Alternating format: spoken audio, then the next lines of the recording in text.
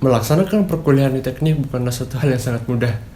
Banyak orang di luar sana mungkin jika kita diposisikan sebagai di bawah, ataupun ketika kita melaksanakan sekolah menengah, wah, kuliah teknik itu gampang, kuliah teknik itu menyenangkan, kuliah teknik itu cepat lulusnya kok. Mungkin pendapat-pendapat tersebut berbeda ketika aku memasuki masa keperkuliahan. Suatu hal yang sangat berbeda ketika kita memasuki kuliah teknik. Nah, ini adalah beberapa pengalamanku selama 1 tahun kuliah di Teknik Universitas Pendidikan Indonesia.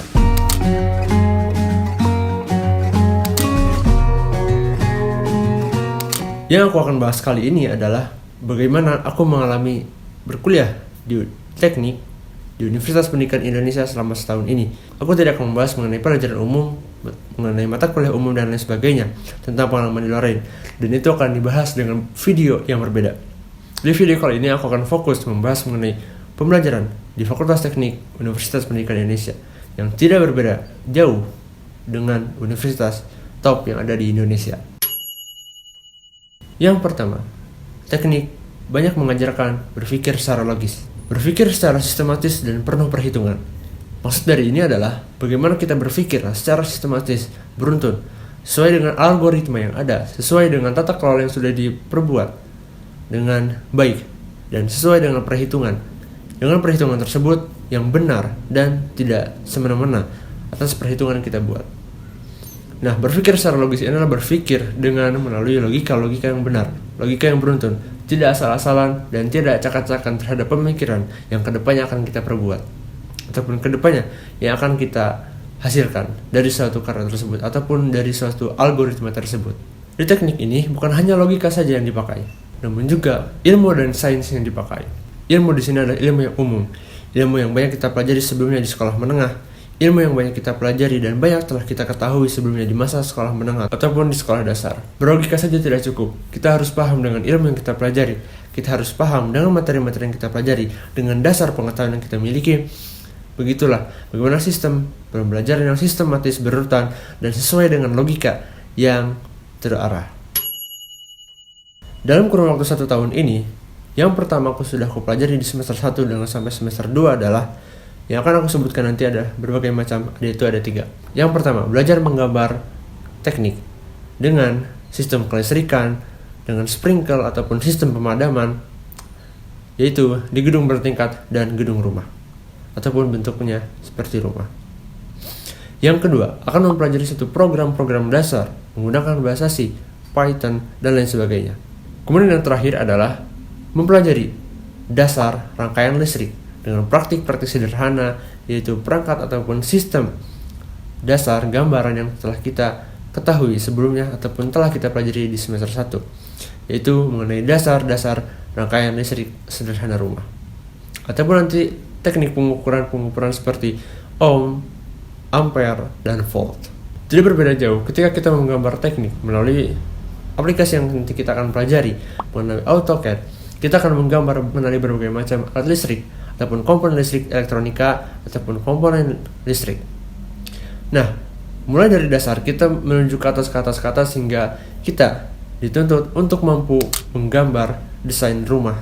Masing-masing desain rumah yang akan kita buat ke depannya di kemudian hari, dan dari situ kita ditantang untuk membuat desain gedung lantai 6 dengan lampu TL, dengan lampu yang saat ini sudah dipasang di gedung-gedung berbagai macam urutannya dan sebagainya macamnya, dengan sistem pengukuran di bagian ruangan-ruangan tertentu, dengan ukuran wattnya kita ukur, dengan daya juga yang kita butuhkan untuk satu lantai. Kemudian dari situ kita mempelajari sprinkle, bagaimana sistem pemadaman yang ada di gedung. Kita menggambar manual mengenai dengan AutoCAD, menggambar manual tersebut. Kita menggambar untuk bisa dari gedung lantai 1 hingga gedung lantai 6 yang terakhir. Kemudian kita akan mempelajari programan dasar, yaitu pemrograman C, C++, Python dan sebagainya macamnya menggunakan Visual Code. Kita dituntut untuk bisa membuat program sesuatu ataupun program logical control yang dimana program tersebut akan mempengaruhi ataupun kedepannya akan terus dipakai untuk kita di teknik. Untuk aku pribadi, aku mempelajarinya untuk teknik elektro, dan mungkin sebagai macamnya juga sama akan sangat terpangkut jika kita nanti informatika. keluasan ilmu yang kita pelajari akan menentukan kedepannya bagaimana kita mengelola ilmu tersebut. Yang ketiga adalah belajar rangkaian listrik sederhana.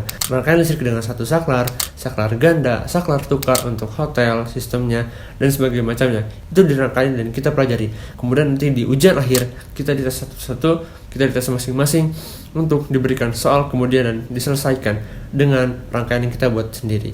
Dengan nanti hasil pengukuran, daya, dan sebagainya dihitung kekuatan arus dari suatu rangkaian tersebut. Nah, itu adalah beberapa 1 tahun kebelakang yang sudah aku pelajari di jurusan teknik elektro. Mungkin di teknik-teknik lain berbeda. Ada juga yang sama ketika pembelajarannya itu dengan listrik, dengan sistem desainnya masing-masing, dan sebagainya macam ketika nanti di teknik sipil, ataupun nanti di teknik biomedis, ataupun dan sebagainya macamnya. Kemudian, di teknik kita dituntut untuk mempelajari tepat dan akurat. Dari sistematis yang sudah kita pelajari sebelumnya, kita harus dituntut untuk akurat, untuk menggambar sesuatu, untuk mendesain sesuatu dengan numerical sudut ataupun dengan angka-angka yang sudah kita buat harus akurat.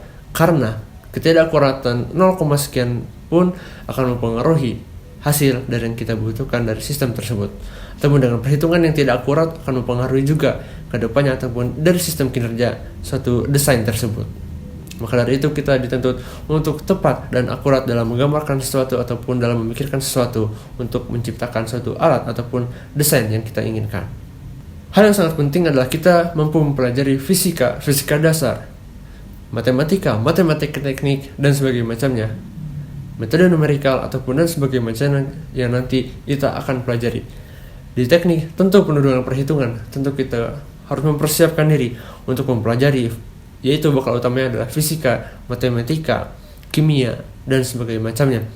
Itu adalah modal penting karena di dalam teknik kita tidak akan lepas dari yang namanya perhitungan. Kita harus mempelajari, kita harus tepat juga dalam sesuai dengan perhitungan. Karena apapun itu di teknik penuh dengan perhitungan dan keakuratan, dengan sistematis, dengan algoritma yang ada, dengan pengetahuan-pengetahuan yang sudah kita pelajari, yang kedepannya akan kita pergunakan sebaik-baiknya dengan akurat. Dan jangan salah dalam pengukuran ataupun dalam menganalisis sistem kinerja suatu alat ataupun desain yang kita akan buat dan kita ingin capai di kemudian harinya. Berkuliah teknik di universitas manapun menurut aku adalah suatu hal yang sama, tidak ada perbedaan. Yang membedakan adalah bagaimana kita menyesuaikan dengan lingkungan tersebut, bagaimana kita dikelilingi oleh lingkungan yang berbeda. Misalkan, jika kita dikelilingi oleh dosen-dosen sebagai profesor, insinyur, dan sebagainya macamnya, kita dituntut untuk mempelajari lebih dari apa yang kita pelajari saat ini.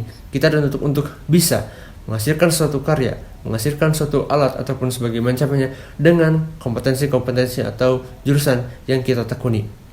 Lingkungan teman-teman kita yang berpengalaman ataupun yang belum berpengalaman namun ingin mempelajari ataupun bertekad untuk mengetahui suatu ilmu tersebut, itu adalah satu lingkungan yang baik untuk mendorong kita maju, untuk bisa menggapai apapun yang kita inginkan di jurusan ataupun di kompetensi tersebut. Semua tersebut balik lagi ke diri kita masing-masing. Kita ingin mempelajari sesuatu tersebut untuk apa?